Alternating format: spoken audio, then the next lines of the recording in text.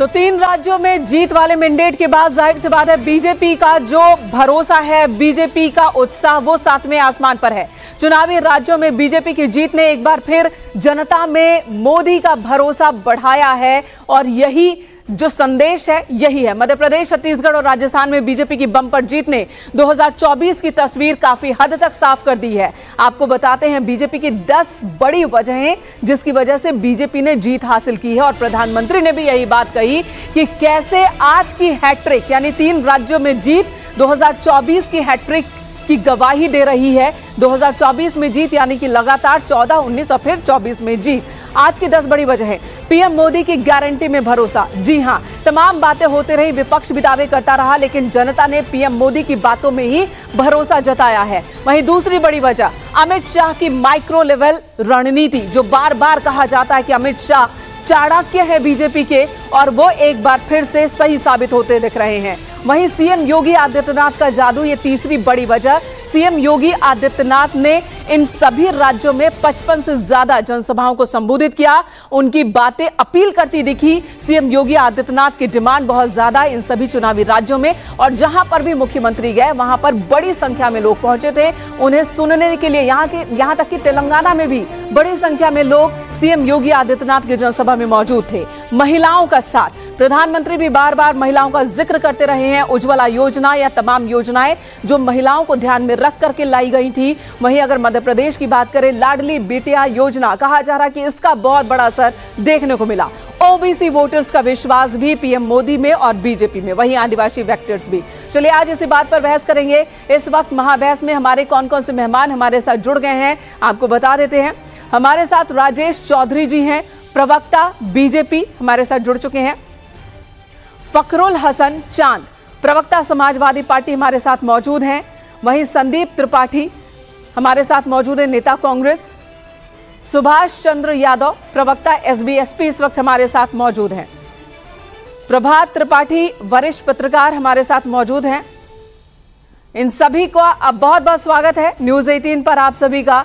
सबसे पहले मैं चलूंगी संदीप त्रिपाठी जी के पास, कांग्रेस नेता।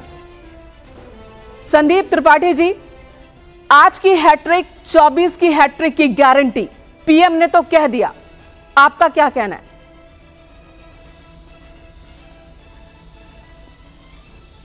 चलिए, संदीप जी शायद अभी हमारे साथ नहीं जुड़ पाए हैं, उनके पास चलेंगे। उससे पहले फखरुल हसन चांद का रुख कर लेते हैं, प्रवक्ता समाजवादी पार्टी। फखरुल साहब, आपने भी प्रधानमंत्री को अगर सुना होगा, कई बड़ी बातें उन्होंने कही, जिसमें उन्होंने घमंडिया गठबंधन का जिक्र किया, जिसमें उन्होंने कहा कि आज की जीत, आज की जो हैट्रिक है, 24 की हैट्रिक की गारंटी है।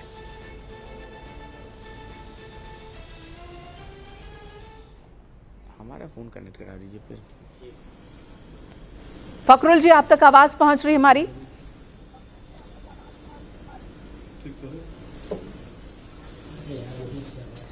तो फिलहाल हमारी आवाज फखरुल साहब तक नहीं पहुंच रही है। राजेश चौधरी, प्रवक्ता बीजेपी। राजेश जी, अगर आप तक आवाज पहुंच रही है तो सबसे पहले तो आपको बधाई। क्या आपको उम्मीद थी कि नतीजे इस तरह से होंगे, मध्य प्रदेश में इतनी बड़ी जीत मिलेगी? बहुत बहुत धन्यवाद आपका।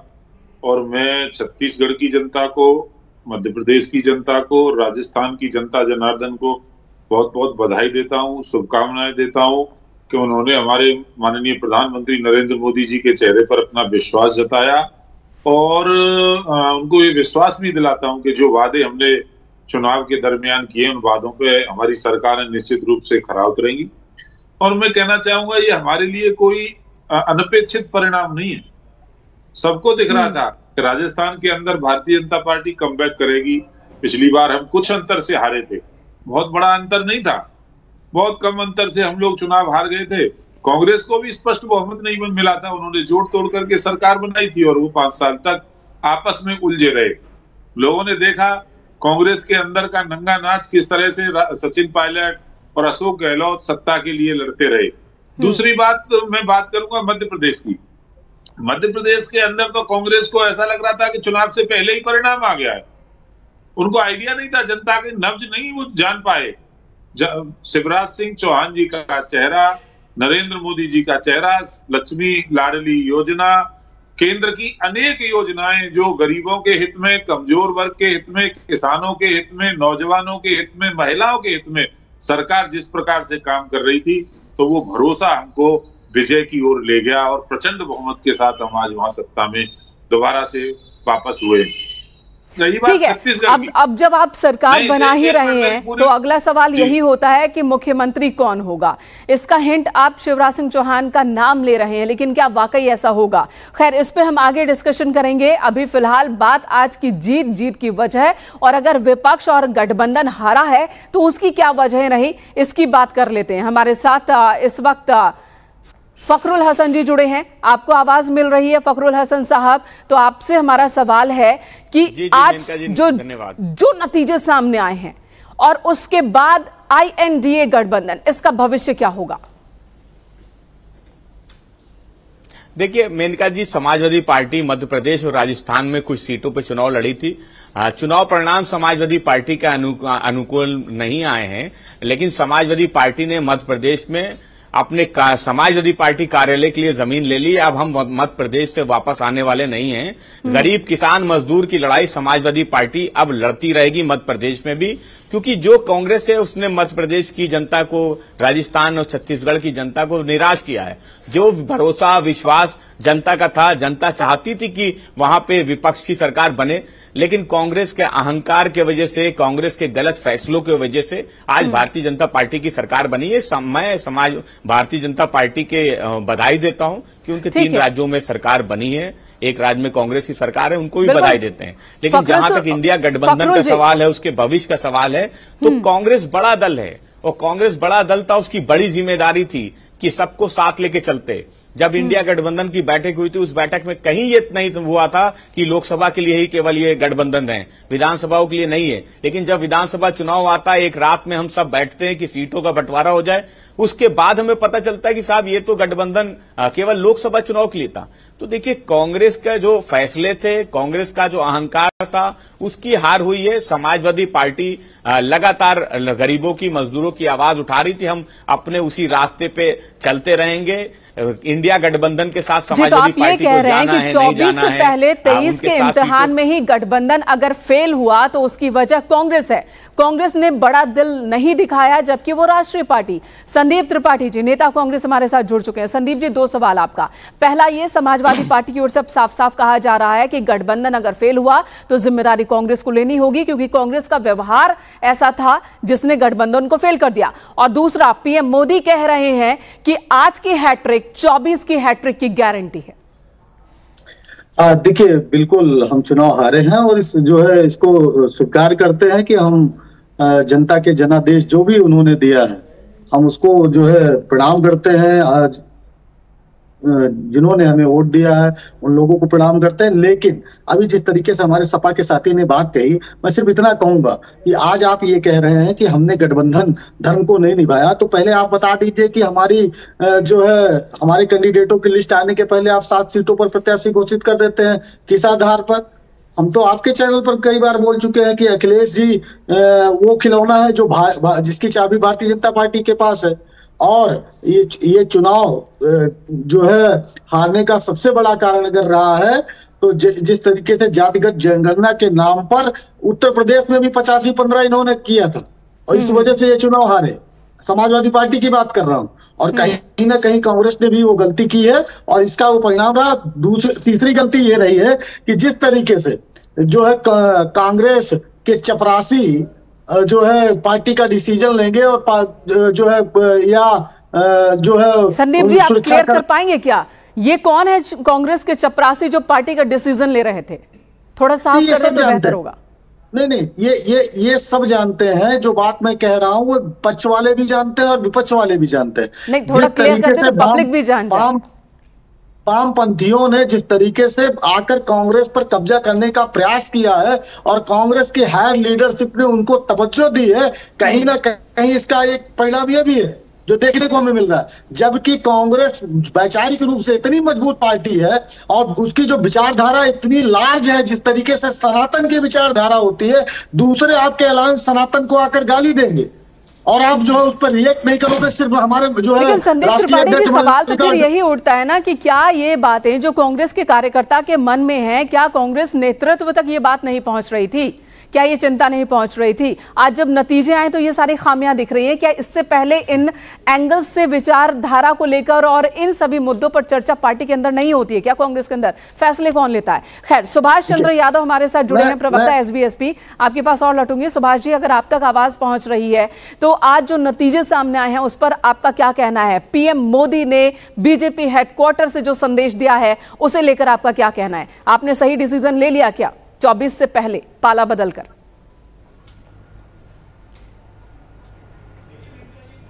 देखिए मेनका जी, पाला तो विभिन्न पार्टियां बदलती है, लेकिन अगर कोई छोटी पार्टी अगर पाला बदलती है तो उसको दल बदलू का तमगा दिया जाता है। ये एक अलग विषय है। लेकिन जिस प्रकार राजस्थान के अंदर जो जीत हुई है, छत्तीसगढ़ के अंदर जो जीत हासिल हुई है, मध्य प्रदेश के अंदर जो जीत हासिल हुई है, ये वहां की जनता का जो जनादेश था भारतीय जनता पार्टी की सरकार के प्रति, एनडीए सरकार के प्रति, मैं वहां की जनता को कोटि कोटि धन्यवाद अदा करता हूं, जिसने भारतीय जनता पार्टी की सरकार के प्रति, एनडीए के प्रति अपनी पूरी आस्था जताई। अब आप जिस प्रकार घमंडिया गठबंधन की बात कर रहे हैं, यह घमंडिया गठबंधन पहले ही हार मान चुका था। इस हार की शुरुआत एमपी के चुनाव से पहले ही जिस प्रकार समाजवादी पार्टी और कांग्रेस पार्टी ने एक दूसरे के ऊपर आरोप प्रत्यारोप करना शुरू किया था, तभी इस चीज की तरफ से पूरी तरह से इशारा मिल गया था कि एनडीए वहां जीतने जा रहा है, भारतीय जनता पार्टी वहां जीतने जा रही है। और इस डिबेट के अंदर भी जिस प्रकार समाजवादी पार्टी कांग्रेस के ऊपर टीका टिप्पणी कर रही है, जिस प्रकार कांग्रेस पार्टी समाजवादी पार्टी पर टीका टिप्पणी कर रही है, इससे स्पष्ट है कि ये लोग चुनाव से पहले ही अपनी हार मान चुके थे और ये परिणाम सबके सामने है। और 24 के अंदर 2019 के अंदर जिस प्रकार एनडीए ने सीटें दर्ज की थी, उससे कहीं अत्यधिक सीटें दर्ज करते हुए भारत देश के यशस्वी प्रधानमंत्री आदरणीय नरेंद्र मोदी जी को तीसरी बार देश का प्रधानमंत्री बनाने जा रही है। सुभाष जी, आपसे ये भी मैं जानना चाहूंगी, जब बात विपक्ष के गठबंधन की हो रही है, खासकर उत्तर प्रदेश के नजरिए से काम कर रहे हैं, समाजवादी पार्टी और कांग्रेस का जो रिलेशन है, संबंध है, किसकी गलती? ये शायद आप अच्छे से ज्यादा बता सके क्योंकि आपका अनुभव भी कुछ ऐसा था। आपके पास आऊंगे सुभाष जी, आऊंगे आपके पास। 3 राज्यों के परिणाम को, यानी फाइनल हार गए ना ये लोग। ठीक है, आऊंगी आपके पास। सुभाष जी, आपसे इस सवाल का जवाब भी लूंगी। प्रभात त्रिपाठी वरिष्ठ पत्रकार भी हमारे साथ मौजूद है। प्रभात जी, आज के नतीजे क्या कह रहे हैं? पीएम ने बहुत सारे पॉइंट्स रख दिए कि क्यों पब्लिक ने कांग्रेस को या विपक्ष के गठबंधन को नकार दिया और क्यों बीजेपी के साथ जनता आई है। साथ ही विपक्ष की क्या कमियां थी, ये भी आप बताइए। देखिए मेनका जी, मैं सुबह से लेके अभी तक जो भी राजनीतिक घटनाक्रम हुआ, किसका मैजिक चला, किसका नहीं चला, मैं एक बात कहना चाहूंगा आपके डिबेट के माध्यम से।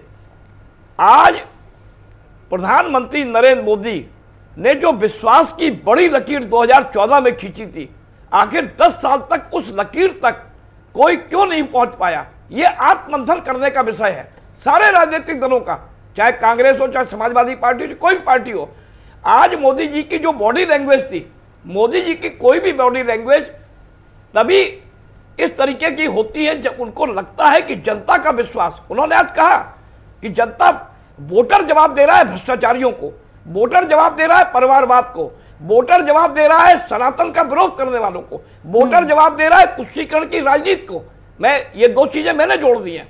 और हमारे भगरोल चांद को तो खुश होना चाहिए कि आज कांग्रेस की हार में सबसे ज्यादा अगर कोई खुशी होगी समाजवादी पार्टी की, उनका भी नेता प्रधानमंत्री बन सकता है। अब राहुल दबाव में आ गए। कांग्रेस जब तक ये तय नहीं करेगी कि आखिर लीडरशिप आप खड़गे के नेतृत्व में लड़ रहे हैं या आप राहुल के नेतृत्व में लड़ रहे हैं या आप प्रियंका के नेतृत्व में लड़ रहे हैं, तीनों विधानसभा चुनाव निश्चित तौर पे एग्जिट पोल के साथ साथ सारे लोग झूठ का प्रचार कर रहे थे। सबसे बड़ी चीज जो ये लोग बैठ के पैनल में कहते हैं कि भारतीय जनता पार्टी झूठ बोलती है, अगर भारतीय जनता पार्टी झूठ बोलती है तो आज जनता उनको सबक सिखा देती। तो मेरा यह कहना है कि मोदी जी एक अकेले व्यक्ति इस देश के अंदर क्यों है, इसका आत्ममंथन लोग करें कि आखिर उनके पास क्या दूरदर्शिता है, वो किस तरीके का विजन बनाते हैं, उनके पास किस तरीके का एक रणनीतिकार अमित शाह है, त्रिमूर्ति जो उनकी है, नड्डा की और अमित शाह की और उसकी। आज चुनाव परिणाम निकले हैं, कल से लोकसभा की तैयारी हो जाएगी भारतीय जनता पार्टी की, हारी हुई सीटों में भारतीय जनता पार्टी लग जाएगी। और लोकसभा जो उन्होंने कहा कि जनता की आज की हैट्रिक 24 की हैट्रिक है, यह निश्चित तौर पे एक संदेश जाता है। कोई भी संदेश जब निकलता है तो वो संदेश दिखाई देता है कि आखिर आज भारी चमत्कार हुआ है। देखिए इन राज्यों में जी आप ये कह रहे हैं जीत का अपना प्रभात जी आप ये कह रहे हैं कि एक तरफ बीजेपी कह रही है कि मोदी की गारंटी, बस एक ही गारंटी है देश में, वो है मोदी, तो दूसरी तरफ विपक्ष के पास कोई ऐसा चेहरा नहीं जो मोदी के सामने खड़ा किया जा सके। संदीप त्रिपाठी जी, किसकी अगुवाई में अब कांग्रेस 24 की लड़ाई लड़ेगी? राहुल गांधी कांग्रेस, किसकी प्रियंका गांधी, किसकी अगुवाई में? नहीं मेनका जी, नहीं मेनका जी, एक बात मैं कहना चाहूंगा कि ठीक है, आती हूं मैं आपके पास, आती हूं। प्रत्यारोप लगते रहते हैं प्रभात जी, आती हूं मैं आपके पास। गालियों का जो नहीं, देखिए एक चीज कह के खत्म कर दूंगा कि जो गालियों का वार होता है, आप मोदी जी को जितनी गालियां देंगे वो जनता का उनको उपहार मिल रहा है और फूल माला पड़ रही है भारतीय जनता पार्टी। और ये पहली बार नहीं है, मौत का सौदागर से लेकर अब तक जब जब प्रधानमंत्री पर निजी हमला किया गया, प्रधानमंत्री नरेंद्र मोदी पर, उस हमले को उन्होंने हथियार बना लिया और इस बार भी वही होता दिख रहा है। संदीप त्रिपाठी जी, राहुल गांधी प्रियंका गांधी कांग्रेस का नेतृत्व 24 में कौन करेगा, या फिर गठबंधन के साथ अगर चलना है तो क्या रणनीति होगी? इस अहंकार के साथ तो नहीं चल सकते। नहीं देखिए, अहंकार ये देश नहीं स्वीकार करता है, बिल्कुल अहंकार से कोई भी पार्टी नहीं चल सकती है और या कोई भी गठबंधन नहीं चल सकता है। लेकिन जिस तरीके से अभी प्रभात जी ने कहा कि जो है कौन होगा, कौन मोदी जी के सामने खड़ा हो सकता है, देखिए प्रधानमंत्री के सामने बिल्कुल कोई नहीं खड़ा हो सकता। प्रधानमंत्री तो प्रधानमंत्री होता है। हाँ, एक नरेंद्र मोदी जी भाजपा के नेता के नाते अगर खड़ा होने की बात होती है तो ये देश विकल्प हरदम देता रहा है और ये समय समय पर विकल्प अपने आप इस देश से निकलते रहे हैं। दूसरी चीज, जिस तरीके से आज अगर आप भारतीय जनता पार्टी बिल्कुल जीती है, आज उसकी सारी गलतियां माफ है। संदीप जी थ्योरेटिकल बात नहीं करते ना, संदीप जी थ्योरेटिकल बात नहीं करते हैं। एक सिंपल सा सवाल आपके सामने रखती हूं, जो आज गली मोहल्ले कहीं पर भी अगर पॉलिटिकल बहस होती है, खासकर लोकसभा चुनाव को लेकर अगर कहीं भी कोई चर्चा नुक्कड़ पर हो रही होती है, तो यही सवाल होता है, मोदी नहीं तो कौन? क्या उस कौन का जवाब है विपक्ष के पास, कांग्रेस के पास है?